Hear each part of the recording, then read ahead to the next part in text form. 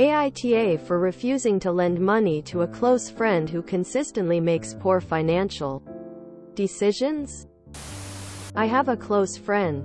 Let's call her Sarah, who always seems to be in financial trouble. She frequently spends money impulsively, neglects to save, and finds herself in debt. Over the years, she has asked me for financial help several times, and I've always tried to be supportive. However, recently, Sarah approached me with another request for a significant sum of money. This time, I hesitated. I couldn't ignore the pattern of poor financial choices and the fact that my previous loans hadn't been repaid as promised. I gently explained to Sarah that I had concerns about lending her more money, as I feared it would only perpetuate her cycle of financial irresponsibility. I suggested that she take steps to manage her finances better, seek professional advice, or explore other options to address her financial struggles. Sarah became upset and accused me of not being a true friend, claiming that I was being judgmental and unsupportive. She argued that she desperately needed the money and that I should be there for her in her time of need. While I understand that everyone faces financial challenges, I couldn't shake off the feeling that continuously enabling Sarah's poor financial choices wouldn't be helping her in the long run. I believe that true support sometimes means holding someone accountable and encouraging them to make positive changes. So, AITA for refusing to lend money to my close friend, even though she is struggling financially? NTA. The first thing I would do would be to correct the terminology. Since she doesn't pay you back, these aren't loans. They're gifts. She's asking for a very substantial financial gift from you and behaving quite poorly when you politely decline. I'm sorry, but you haven't paid me back the last 4 feet loans, so I'm not able to extend any further loans, nor do I have an excess X amount of money to gift to you. I would use the finger quotes if you're in person. Next, when she continues about you not being a good friend, I would ask, does a good friend demand repeated financial gifts when their friend is obviously uncomfortable? How about when they're politely saying no? Quote, the fact is that you don't have money to give to her. I don't care where your savings is at. It wasn't put there to be her bankroll. I would avoid any conversations about what's best for her in terms of help. You're right that bailing her out won't actually help her long term, but she won't see it like that, since she wants to critique your level of devotion as a friend. I would return the favor. My friends don't use me as their overdraft protection. NTA. You don't need an excuse for not lending money to someone. I personally believe lending money to friends, or borrowing from them, is a terrible idea. It leads to situations like this. NTA. She never repaid before and instead use you like a ATM. Does she pay you back? Friendship can be about helping another in a time of need, but it's not about providing long-term financial support, and your relationship seems to be moving into that territory. Let her know you're there for her emotionally, but it's time to turn off the free money supply. NTA. She is not your friend. She is a leech. She is exploiting you.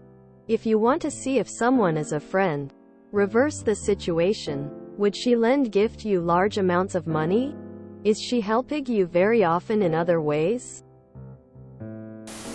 NTA. She's not your friend. You are her ATM. NTA. Enough is enough. It may be old-fashioned, but neither a borrower nor a lender be. She has yet to repay previous loans, so my question is, why keep lending her money? I will help someone with no expectations of being paid back if I can afford to, but that's just me.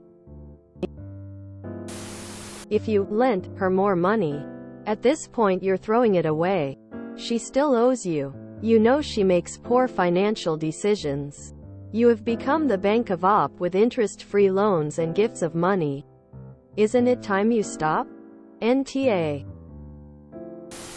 NTA. Your choice. When you lend, you are giving, as in not expecting it back. Few people feel the need to pay things back because it is often final, as in borrowing doesn't really exist, especially in some cultures, but in human nature, you must be happy to give it them. Borrowing is not something many humans do well. That fixes it. If you can be happy to fuel that with no reward, then give her money. Now, instead of asking for it back, you could ask what she will do in return for the money. Giving and receiving are the same thing. If she's just on the receiving end, you are partaking in something which is improper. Getting her to do something meaningful could be bigger than getting her to do nothing in exchange.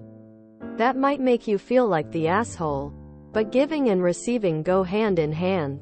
You are doing her a favor because when she starts giving, she will start receiving more too. NTA. And ask her to give you back the amount she already owes you.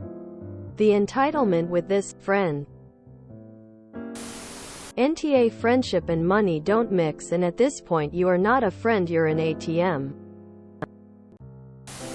NTA. Sarah sounds like what I call a financial black hole.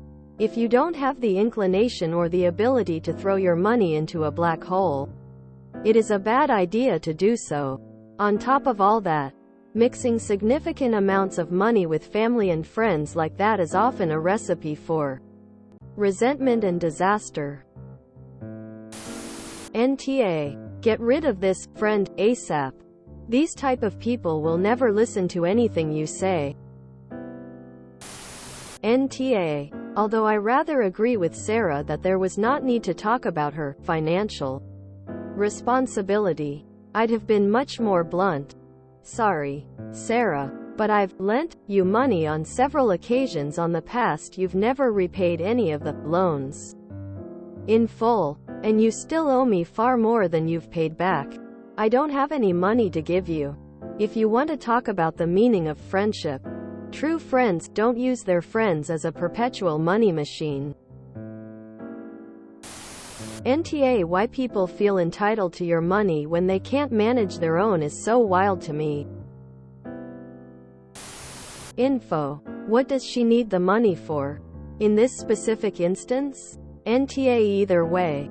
But if she's being evicted, I would consider it. If there's a sale at Macy's, she's on her own. NTA. You're not an ATM. If she cannot budget her money and wants to borrow, she can get a credit card.